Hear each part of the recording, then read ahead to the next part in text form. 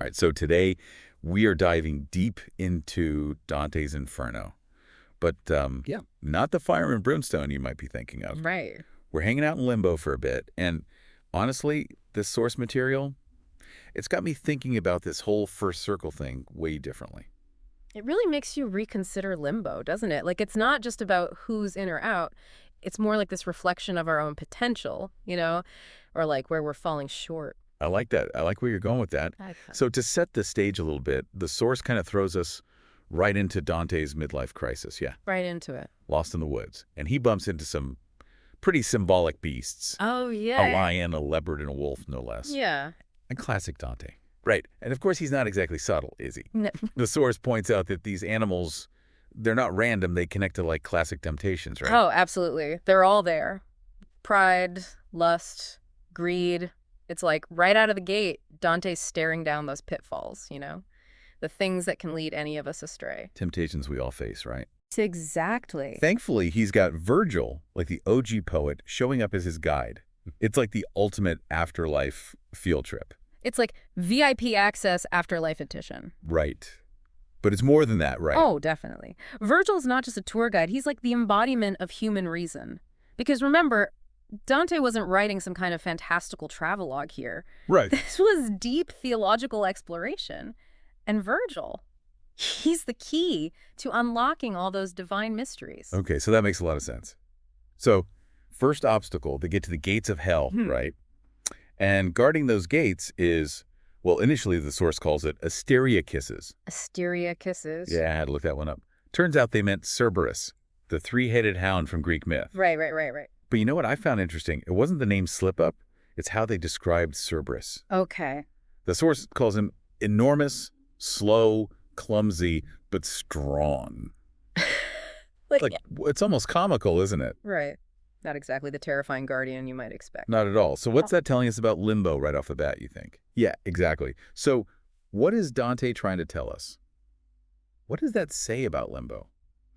Maybe that first step towards those unexplored parts of ourselves, those unbaptized areas, as your source calls them. Okay, I love that, those unbaptized areas. So unpack that a little bit. It might seem scary at first, facing those things, Right? but it's not impossible. Okay. Not insurmountable. I love that metaphor. Okay, so we're past Cerberus, we're into Limbo proper, and like you read in the source, this isn't the fiery inferno most people imagine. It's for those who didn't sin, right? Right. Not because they're good, but because they didn't have the opportunity. Exactly, because they lacked faith.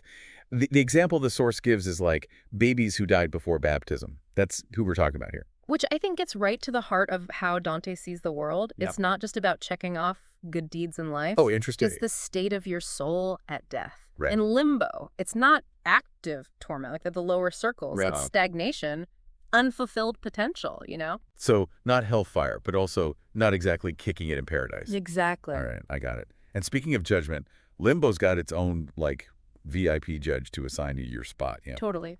And this is where Dante does not hold back on the visuals. Oh, tell me more. Instead of like some angel with a scroll, Yeah. we get King Minos. And get this. The source says he's half snake, half human, blind. But UT detects sin through smell and touch. Whoa. Okay. That's a lot to unpack. Like, why the smell and touch thing? It's so specific. Right. You gotta love it. Dante, he loved to use these super intense sensory details. Oh, yeah, he did. Even if they're kind of grotesque, to be honest. You're But right. think about it. Smell, touch, they're primal, Like Yeah. pure instinct. I think he's saying even judgment, this supposedly divine thing, it can Right. be flawed, influenced by things we don't even understand. It makes you wonder about how we judge, doesn't it? Exactly. Like, are we being fair, or are we letting our own little inner Minos run wild? Ooh, I like that. Inner Minos. See, Dante makes you think, He really does. And hold on, because it gets even more interesting. Dante doesn't just, like, accept Minos' judgment. oh no. The source points out there's this whole confrontation. Things get a little heated. It gets kind of brutal.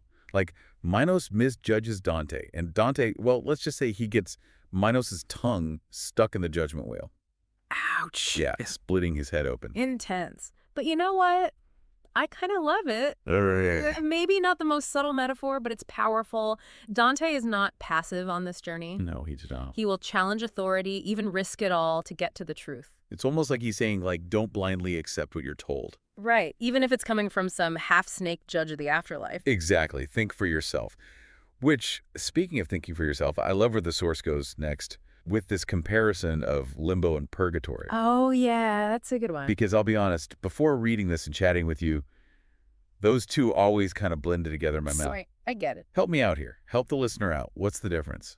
Okay, so, first thing. Purgatory. Not about endless suffering either. Right. It's more like soul boot camp. Like you're working through things. Right. There's a chance you reach paradise.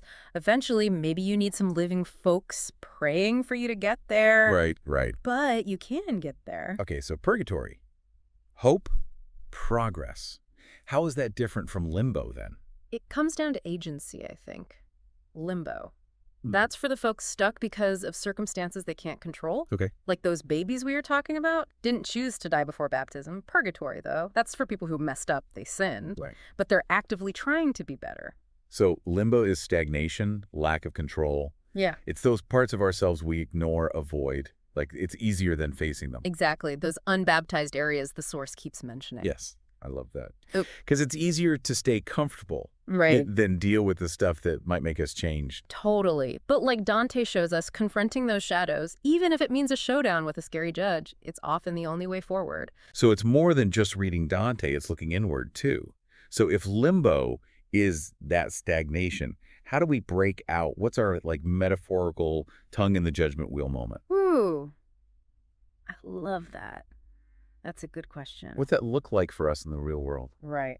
I don't think there's one answer for everyone, but Dante gives some hints. Okay. Maybe it's that creative thing you keep putting off or having that tough conversation you're avoiding, Or just admitting to yourself, hey, this belief, it's holding me back. Right. Recognize where you're stuck, then have the guts to do something about it. I love that. And honestly, that might be the most important part of all this, right? Like, Yeah. it's not just a story. Dante's journey, whether it's hell or self-discovery, it's about confronting those inner demons, the minos we create in our heads. Absolutely. And that's a journey we're all on, whether we realize it or not. Right. But Dante reminds us it's not passive. We have to engage, think critically, and sometimes get little metaphorical tongue grabbing in there too. Love that. And speaking of journeys, our deep dive into limbo is coming to an end here. But the source, they left us with something to think about. Oh, yeah, they did. Remember limbo, just the first circle, the least intense part of hell. Just getting started. So, listener, we'll leave you with this. If you were Dante's guide, what kind of beast would be guarding your personal limbo? Think about it. Until next time, happy deep diving. It's like they're giving us permission to not have all the answers. Yes. And to be, like, kind of skeptical even. Right. Like, here's what Dante thought, but what do you think? Question everything. I love that. Okay, but before we go full-on philosophy here, Right. let's bring it back to our listener for a sec. We've explored limbo. We've been to limbo and back. Right. Touched on purgatory, questioned Yeah. some beliefs. Yeah. Why should any of this matter to someone, listening in their car at the gym? What's the takeaway? That's always the question, isn't it? Yeah. But with Dante, whether you take it literally Right. or symbolically, it's deeply human, Yeah. That feeling of being stuck. Ugh, yes. The fear of, like, what if? That's limbo, In man. those unbaptized areas, Yeah. those parts of ourselves we just avoid. We all got them. Why do we do that, you think? It's comfy. It's easier to stay in our comfort zone Right. than face the stuff that might, like, actually make us change. Yeah, that's good. That's really good.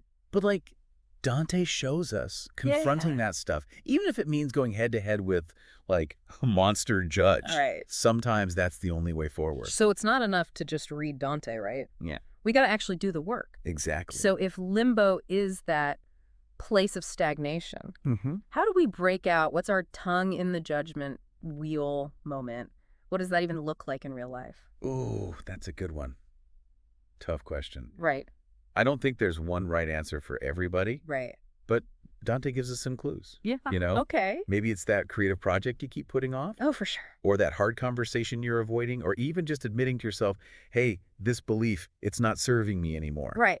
It's about seeing where you're stuck and having the courage to actually do something about it. I love that. And that might honestly be the most important takeaway from all of this. Totally. It's not just a story. Dante's journey, whether it's through hell or like self-discovery, right? Right. It's about facing those inner demons, those Minos figures we all kind of create. The ones in our heads are usually worse than the real ones, too. Right. Oh, absolutely. And they're sneakier. Way sneakier. They really are. Okay, but speaking of journeys, Right. our deep dive into Limbo, it's coming to an end here, sadly. Time flies when you're in the first circle of hell. Right. But I love that the source, it leaves us with one final thing to ponder. Hit us with it.